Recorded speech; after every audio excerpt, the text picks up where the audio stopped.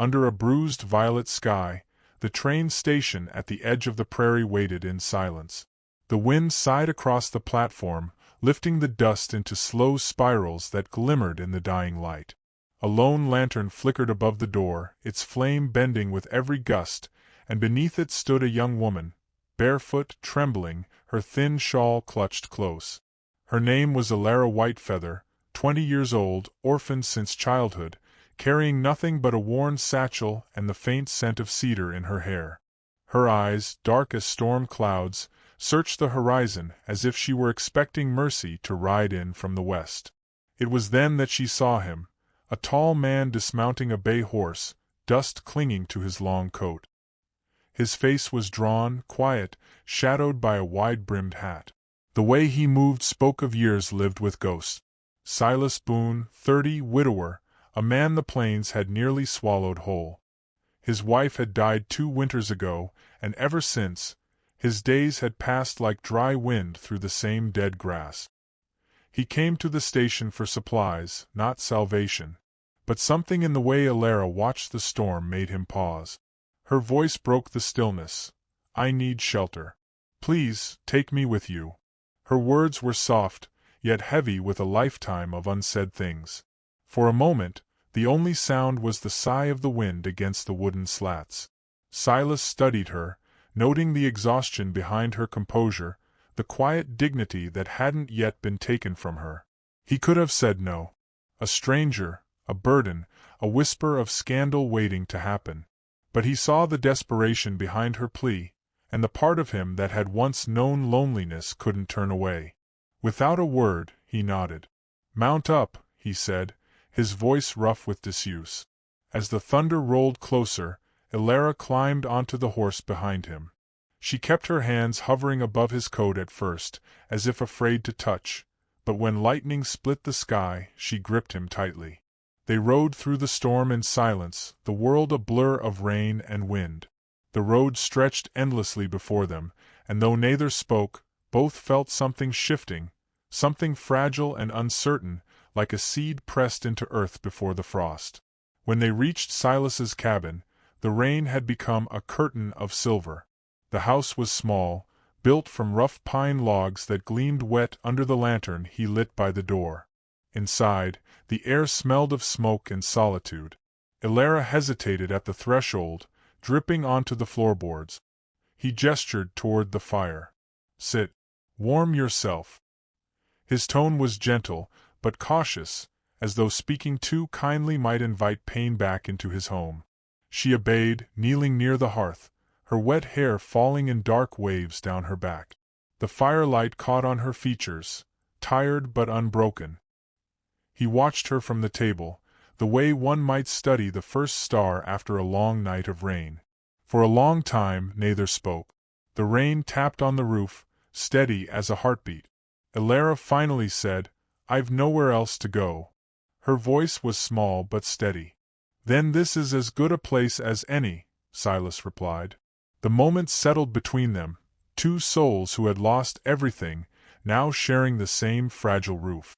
That night, as she lay on a pallet near the fire and he in his room beyond the wall, they both listened to the storm. Each wondered, quietly, painfully, what it meant to be seen and not pitied. Days turned into weeks. The rhythm of the prairie wrapped around them. The creak of the porch, the morning light spilling through the cracks, the hiss of coffee on the stove. Alara swept the floor, tended the small garden, and sometimes hummed songs from her childhood, songs that lingered in the air long after she fell silent. Silas worked the fields, but found his gaze wandering toward the window more often than before.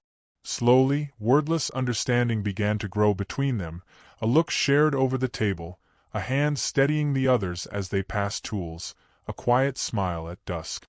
But the world beyond their cabin walls was not so gentle. When Silas took Alara into town one morning for supplies, the chatter began before their boots hit the porch of the general store. "He's brought one of them home," a woman whispered, her voice sharp as glass. Others turned to look, some curious, some cruel. Mrs. Larkin, whose tongue was a blade wrapped in lace, smirked behind her fan. "A widower's grief can make him foolish," she murmured to the sheriff, loud enough for all to hear. Elara felt the weight of their stares pressing down, heavier than any storm. She lowered her head, trying to appear smaller.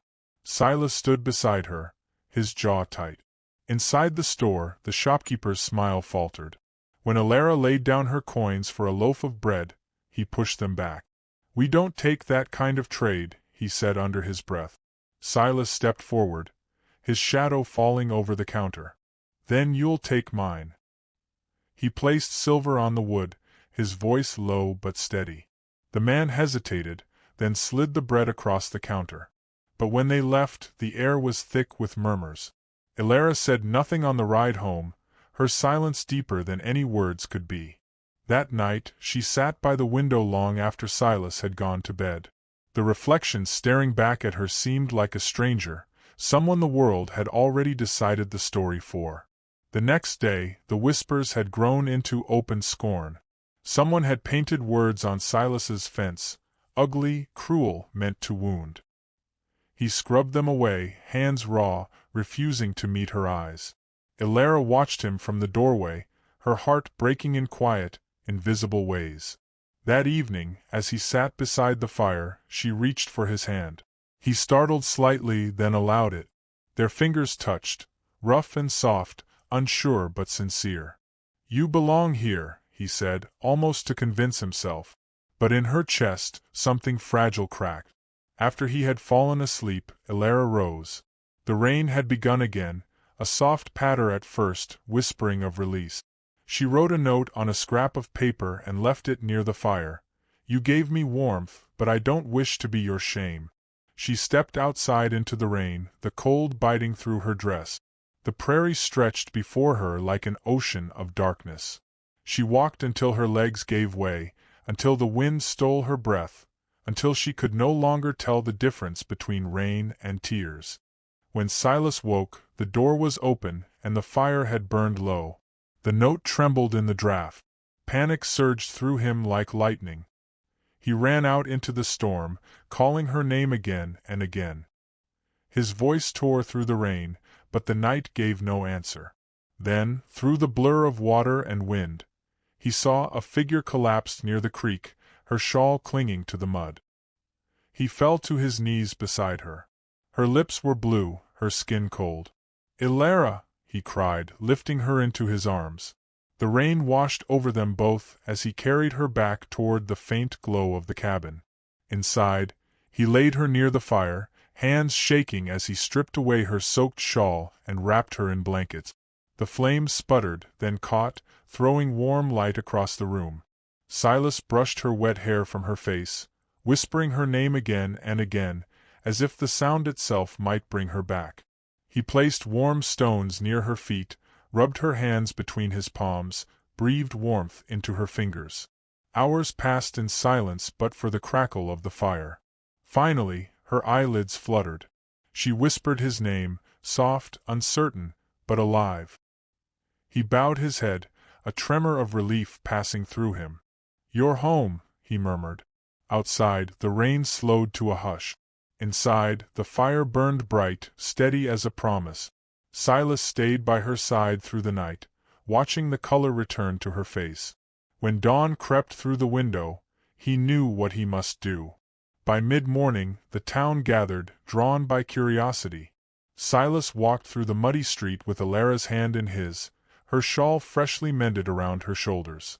The sheriff stood by the chapel, unsure what to make of it. Mrs. Larkin's fan trembled, eager for spectacle. Silas's voice carried over the crowd. "If any man here thinks this woman unworthy of respect, speak now. Otherwise, bear witness." No one spoke. Even the wind seemed to hold its breath. Silas turned to Elara, his eyes soft but unyielding. "You have my word and my heart," he said. "And before God and all these people, I'll make it right." The minister stepped forward, perhaps out of duty, perhaps out of conscience. The vows were spoken quietly but firmly. When Elara said, "I do," her voice did not waver. And when Silas kissed her, the whispers that had haunted them seemed to dissolve into the morning air. The fiddle player began a tune, tentative at first, then steady. Silas and Alara began to dance. The movement was slow, gentle, almost reverent. The sun spilled gold over them, the light catching in her hair.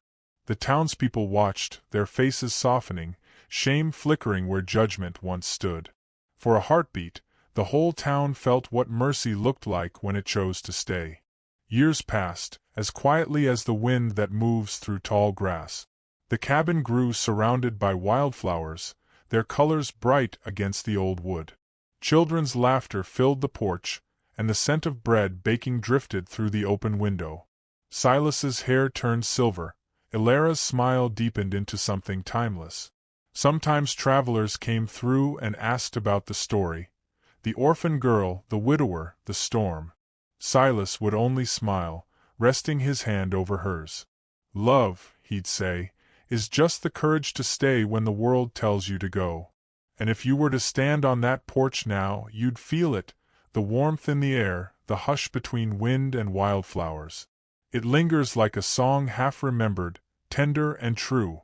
The tale ends where it began, under a restless sky, with two souls who found in each other what they had lost in the world, a shelter, a belonging, a home.